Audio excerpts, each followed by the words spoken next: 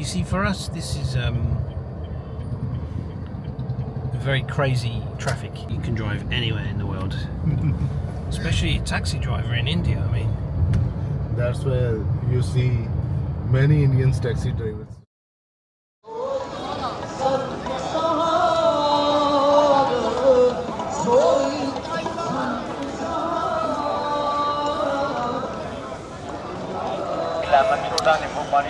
I'm back in the wonderful city of Amritsar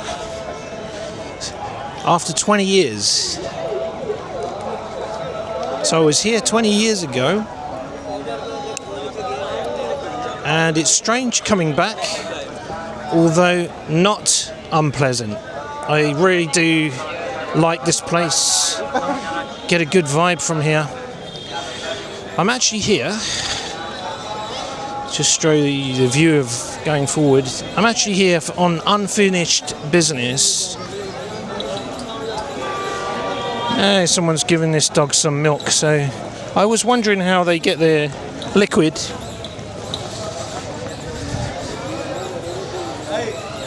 Yeah, I've got unfinished business because last time I came, I went to the Golden Temple, and I am going to go back because there's a fascinating museum that I'd like to revisit, in fact, documenting the history of the Sikhs. But the unfinished business is there's the way to Golden Temple. The unfinished business is to go to the Jallianwala Bagh,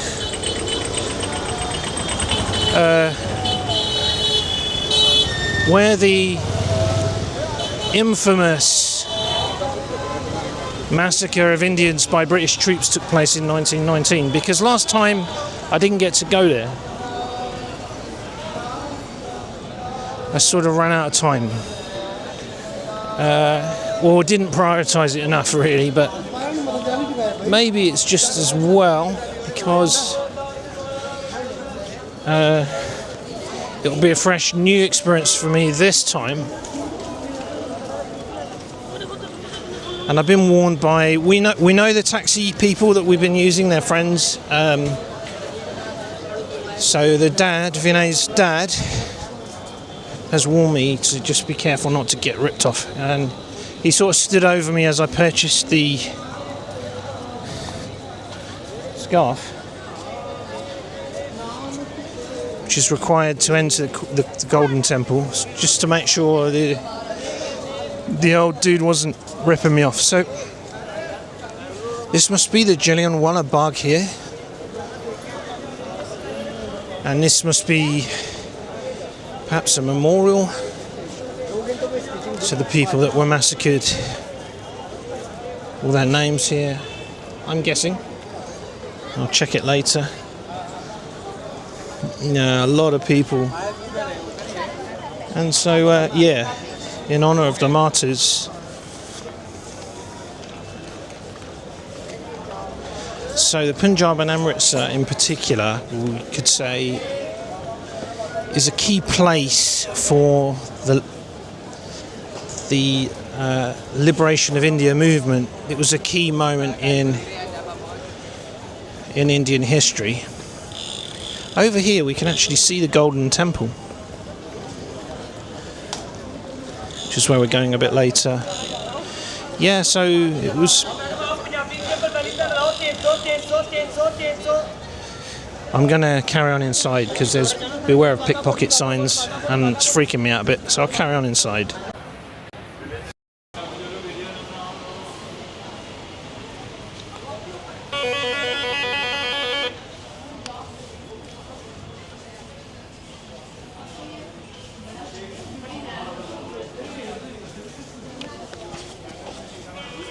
Just like another memorial to all the people that died.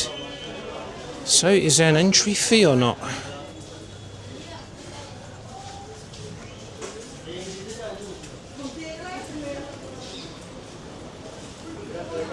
Yeah, that must be the ticket office thing there, or is that the... I don't know. I'll figure it out.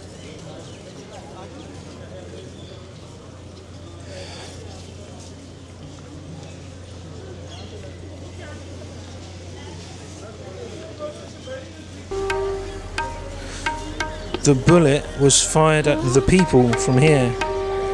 But I imagine many thousands of bullets, in fact, were fired.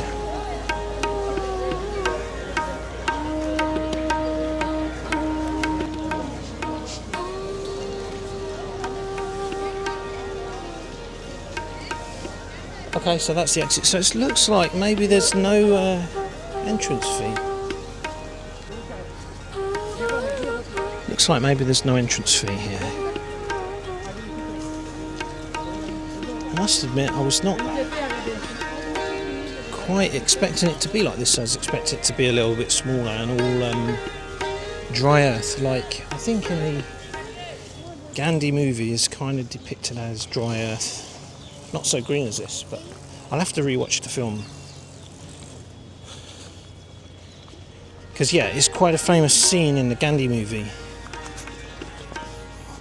And there's that scene where Gandhi's sitting down with the British and he says, "Thank you for your stay in India, but it's now time for you to leave." I remember like the way he puts it in the film, in a very firm but polite way. Like he's angry with them, but in a polite way.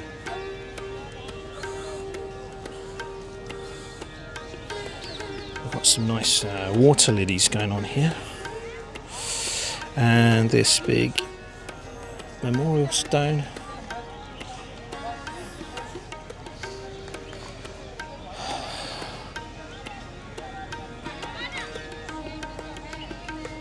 It's actually quite a beautiful garden. I was not quite expecting it to be this nice. Please remove your shoes before entering. What's that? Oh, okay.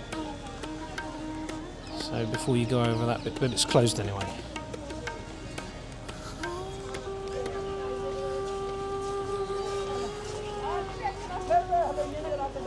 Okay, so this is the garden memorial.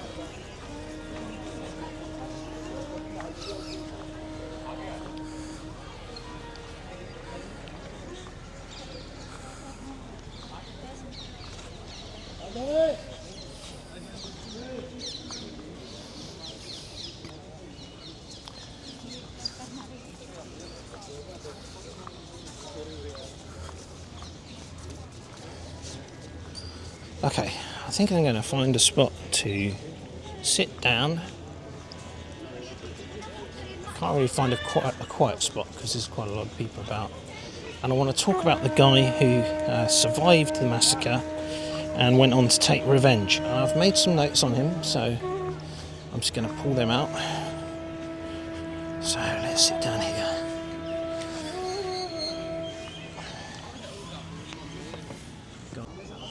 Okay, so let's go through a bit of the history then of this dude called Sardar Udham Singh. And I've seen his statue. It's a statue on the roundabout in Amritsar where he's holding a revolver. And he was an Indian revolutionary, most famous for assassinating Michael O'Dwyer, the former Lieutenant Governor of Punjab, on March the 13th, 1940. In London. This act was a revenge for the Jallianwala Bagh massacre of 1919, where British troops killed hundreds of unarmed civilians under O'Dwyer's authority. Singh was born on December 26, 1899 and survived the massacre himself, which deeply affected him and funded and fueled his anti-colonial stance and revolutionary activities. He was later tried and hanged in July 1940 for the murder of O'Dwyer. So, that assassination took place during World War II, but he's now a hero here in the Punjab. What is really fascinating is he actually cut out the shape of a gun inside a large book, shoved the gun inside the book, and then walked into Caxton Hall, I think it was, on March 13th, 1940, walked in with his book, opened his book, and took out the gun and shot Michael O'Dwyer and killed him. The thing is, though, is it was Brigadier General Reginald Dyer who committed the atrocity, who ordered the troops to open fire. But it was actually the governor of Punjab that he assassinated, not the army officer, but the governor. And I guess he couldn't get to the other guy, or maybe the other guy had already died, or I'll have to check that. But I think basically the reason he went for the governor is because the governor left the officer unpunished. Now there's a little bit of background to the massacre. Not that it justifies that heinous act committed by the British, but apparently, you know, troubles were brewing in Amritsar, and before they came to the garden here to protest, an elderly English missionary called Marcella Sherwood was assaulted by a mob and rescued by some local Indians, including the father of one of the pupils of the children that she was taking care of or teaching. And then Brigadier General Dyer visited her and became enraged at the assault on her.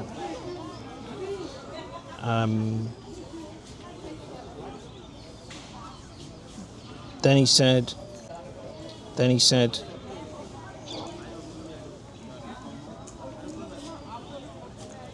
I wanted them to know that a British woman is as sacred as a Hindu god, and therefore they have to crawl in front of her too.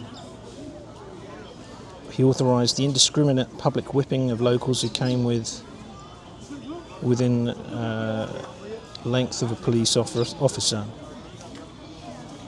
Marcella Sherwood later defended Dyer, describing him as a saviour of the Punjab. So then there was this protest. There was violence in Amritsar and other parts of Punjab. Railway lines were being cut, telegraph poles destroyed, government buildings burned, and 3 Europeans murdered. So it's just helpful to provide a bit of a backdrop or a bit of context and setting to the actual massacre. And then the British decided to put the Punjab under martial law, and civil liberties were temporarily restricted, including freedom of assembly. But then when they came to protest here in the Jallianwala Bagh, that's when Dyer came in and massively overreacted and shot a load of innocent people to death. I think there was a well here where loads of bodies fell into, were piled in, maybe people were jumping in to escape the bullets or something and died. So I'll see if I can find that well next, if it's still here.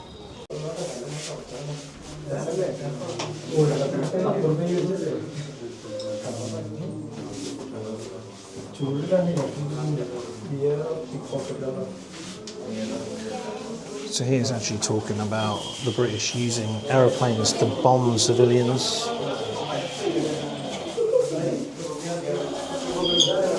Armoured train firing at people near the railway tracks.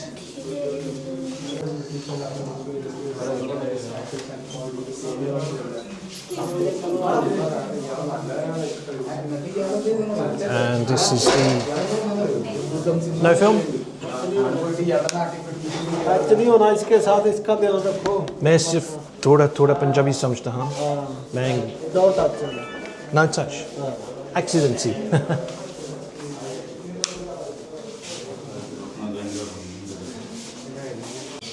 He tells me after the event, don't touch. This is the murderer here, Dyer. Hunter Committee justifies Dyer's actions. This was a racist society, basically.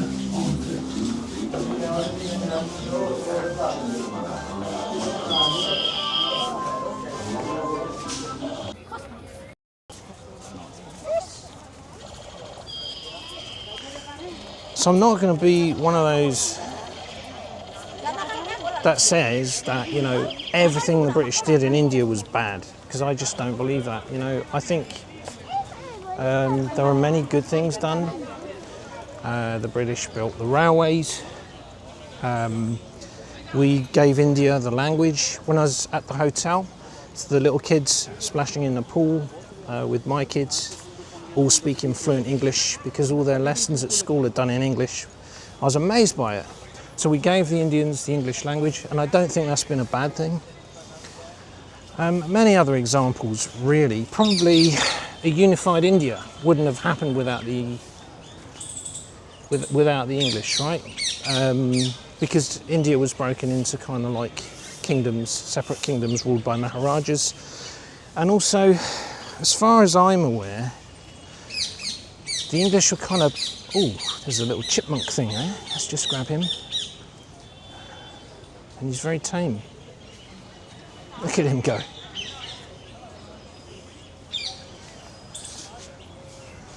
As I was saying before, I was distracted by the squirrel chipmunk thing there. Yeah, okay, so the East India Company was here first, and the Indians had a lot of problems with the Mughals, the Muslims, and we'll see a bit more of that, how the Sikhs were actually a buffer to that when we go into the Golden Temple, if hopefully I can find that museum that I saw last time I was here.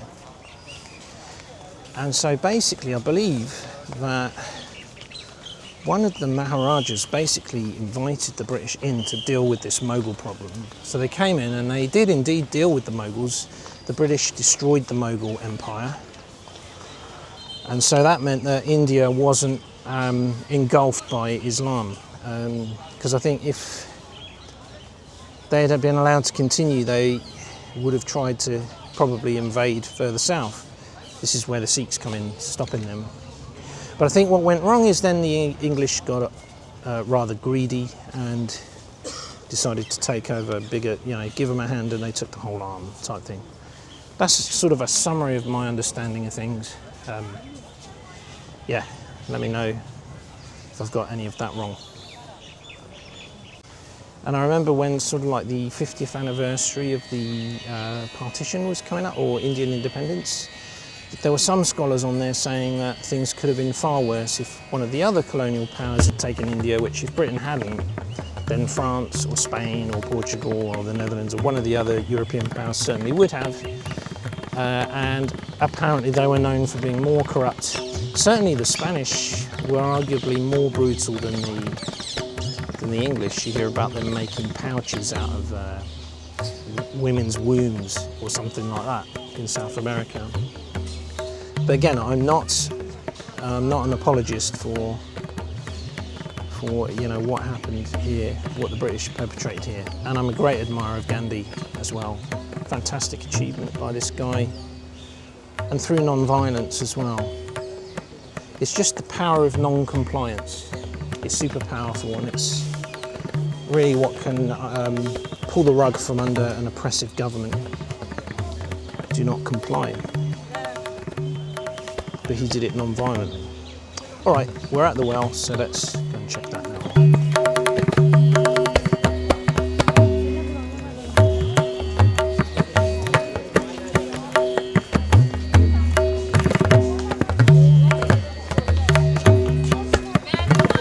Can't really see it very, very clearly through the glass with this camera, I don't think. But it's quite a deep well, so I don't know exactly how the people died in there, whether they were, already hit by bullets, or if they died from falling in there, from drowning. I'll check afterwards, because that little detail I don't know, but I know there's like hundreds of bodies pulled out of there. It does annoy me a bit when people do their photo opportunities right in the middle of where people are walking.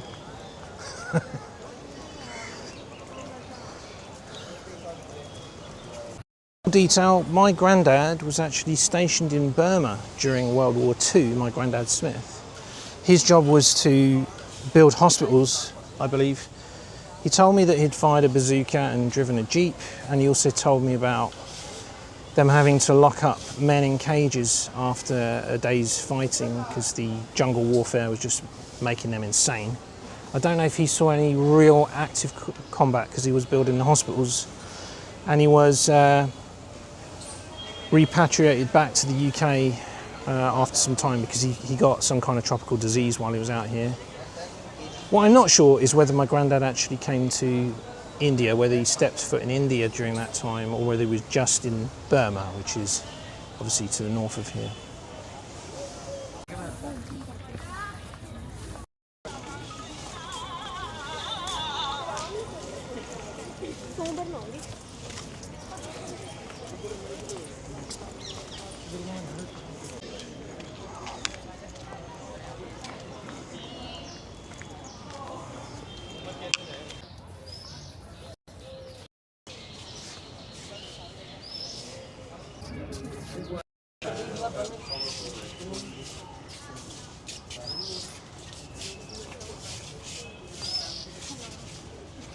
So this is the wall with the bullet marks on it.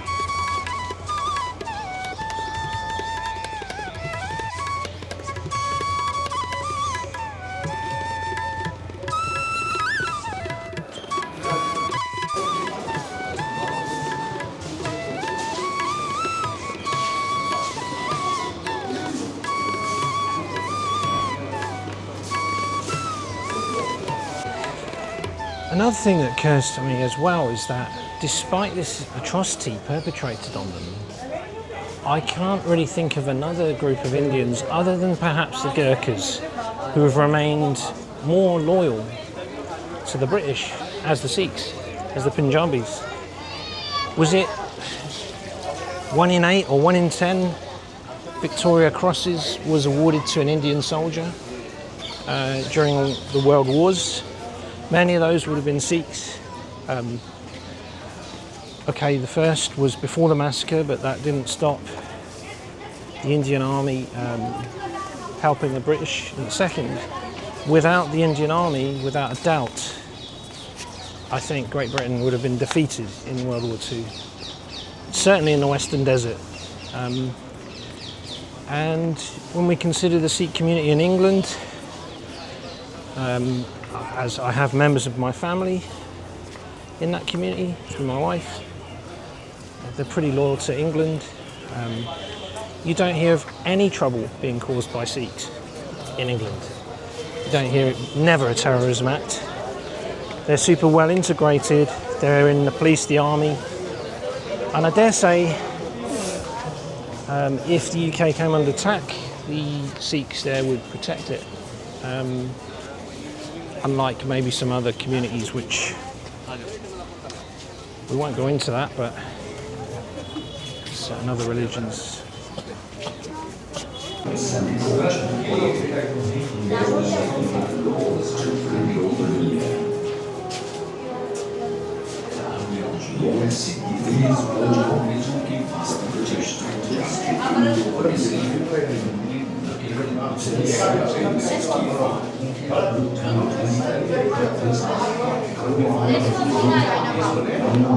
Satyagrahi, not Duragrahi. Some school kids on a visit.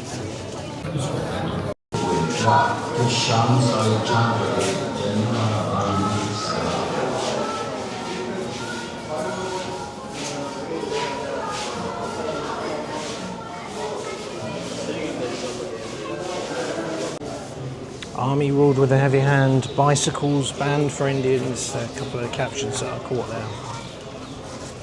So they were really clamping down. So obviously, as early as 1919, the independence movement was already in full swing. So like I said, it was Amritsar and the Punjab that really precipitated or accelerated Indian independence, even though it would come some 28 years later. The events here were really key. Okay, so that's been a good bit of time here at the Jallianwala Bagh. Let's head over to Golden Temple next and go and check out what's going on there.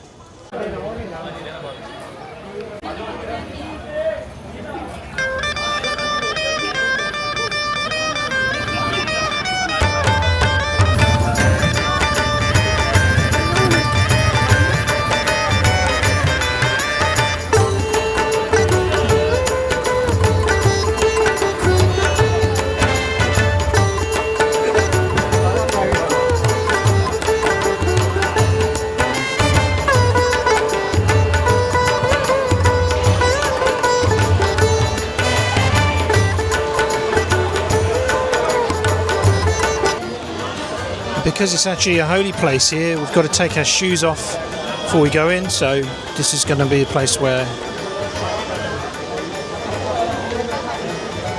we can leave the shoes. In fact, you also have to take your socks off, as I just discovered. So I better get my headscarf on now, because that's another requirement for entry. So we'll just get that sorted. Oh, I also got this token to get my shoes back.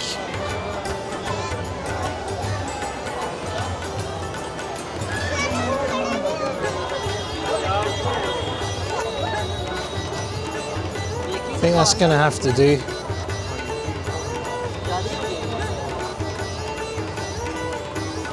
Sorted. Okay, let's go inside. Some people are just dumping their shoes underneath the benches. I think that's what I did last time I was here. Then I was with a Amritsar guy at the time. Uncle Amrit, actually was his name. Uncle Amrit, who's no longer with us. Otherwise I would have gone to visit him. Stayed at his house a long time. Last time I was in Amritsar, he's actually my friend's uncle, so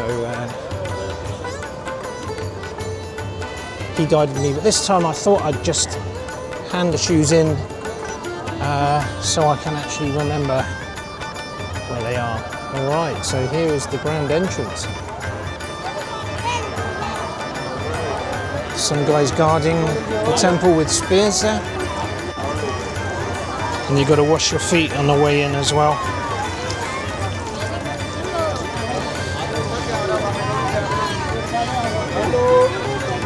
Which is a bit gross, washing your feet in water where 100,000 other people have washed their feet, but that's the rules.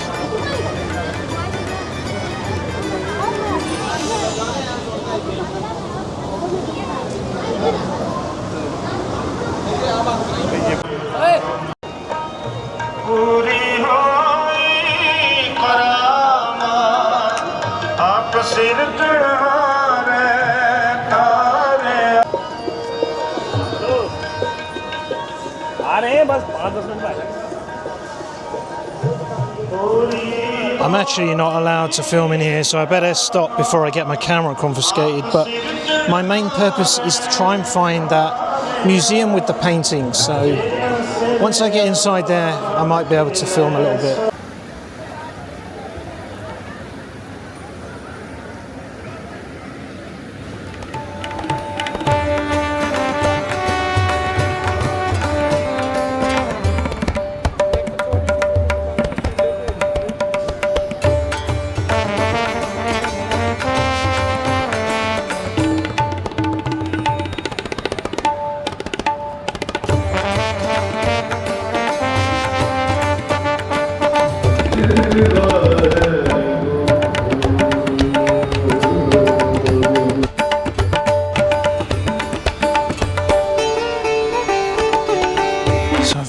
think I've managed to find a museum, and this is the kind of thing that the Mughals were doing to the Sikhs.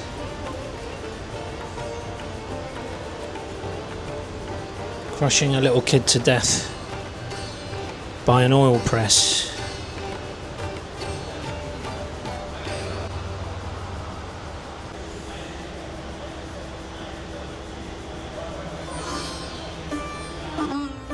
This guy being put to death in a horrific manner because he refused to convert to Islam. It shows you some of the atrocities again by the Muslims on the Sikhs. Some more Sikhs here being tortured to death by the Mughal governor. A Holocaust of the Sikhs by the Mughals, called the Minor Holocaust. Poor Sikh guy is getting his skin peeled off by the Mughals. He did not accede to carry some Muslim guy's pack, so he was hung inversely down from a tree, and then they peeled his skin off. He was martyred along with his family at his ancestral village. So you can in Patiala, so you can understand why the Sikhs put up a fight.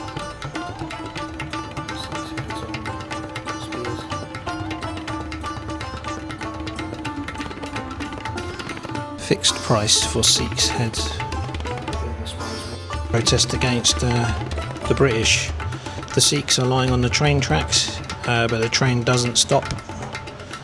It's a British train driver, and they're just getting crushed by the train. This looks like some kind of religious massacre.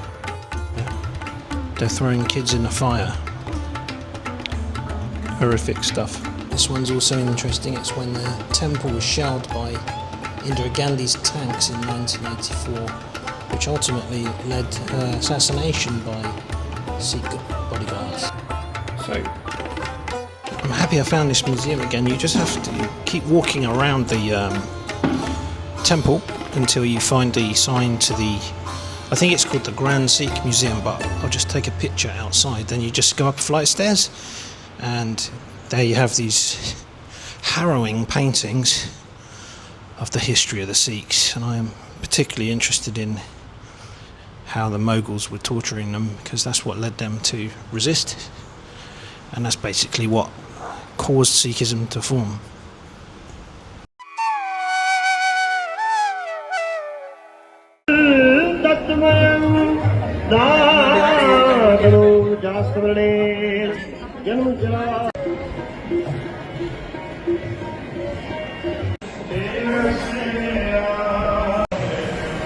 This is the magnitude of the queue if you want to get in the actual temple. So I think I'll give that one a miss.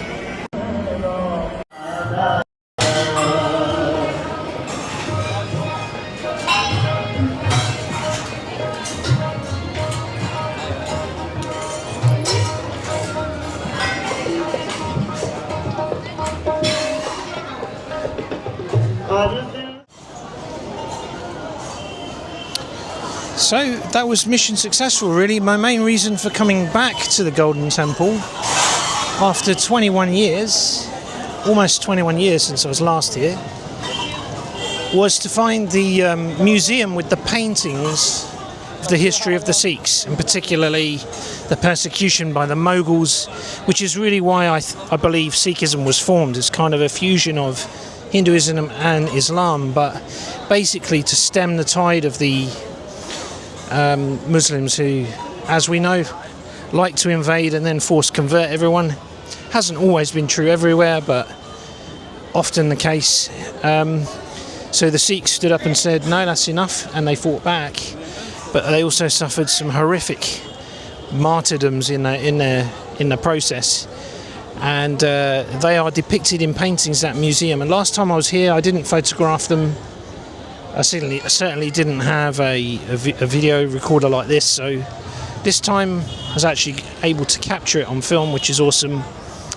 And I was able to discreetly film inside the temple, even though I think they prefer you not to. But yeah, but Sikhs are just so kind of cool and laid back. That nobody jabbed me. None of the guards jabbed me with a spear or anything like that. So part of this purpose in coming to India, the main reason, it was really my wife who wanted to bring.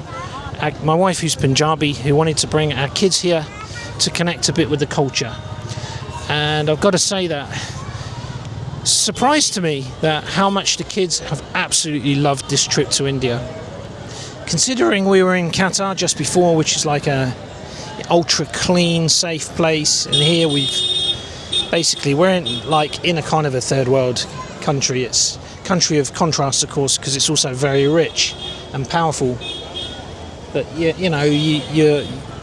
hit in the face by the poverty, the traffic, the stray dogs, and it's so very different. It's a culture shock, shall we say, but the kids adapted quick and have ended up loving it here. So I don't think it's going to be the last time they come here. And we also have some very good friends here in Amritsar. So yeah, I wouldn't be surprised if the kids come back, make their way back here sometime. Who knows, maybe I will. But there's a lot of other places to see as well in the world. But yeah, as for me, I'm pretty glad I came back. There's a Hindu temple here, right, just outside, facing the Golden Temple. So Amritsar is basically 50-50 Sikh Hindu. But there are other religious minorities here. There are Muslims here, obviously, and Christians. And it's a pretty tolerant environment, certainly at this moment in time anyway. And hopefully it will stay that way.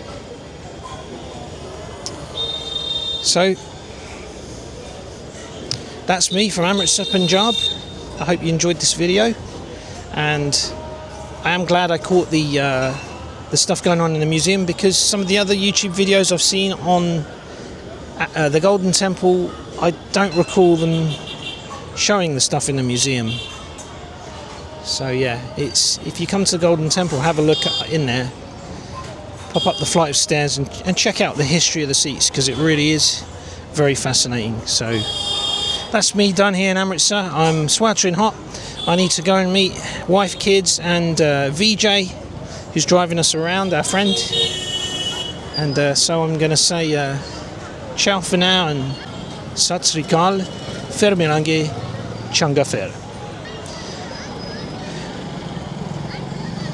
Catch you on another video. Bye.